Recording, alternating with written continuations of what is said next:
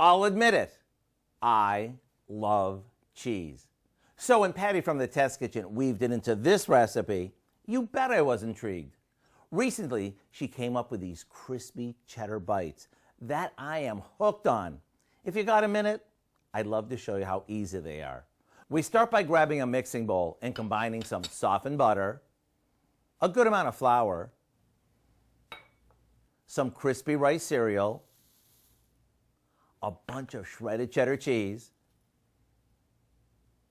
a little salt, and a pinch of ground red pepper. Now, with a wooden spoon, we mix it together until it forms a soft dough.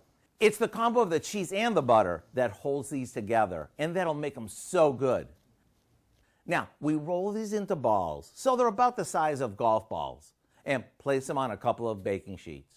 Just make sure you leave enough room between them so when you flatten them, they don't run into each other. Now, all we do is pop these in the oven for 10 minutes or so, and they're done. Who would think something this simple could be so darn good? And when it comes to serving them, they're just as at home on a cheese board as they are floating on a bowl of tomato soup.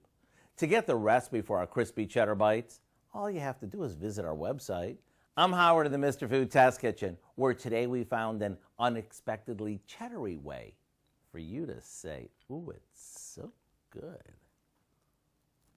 Mm-mm.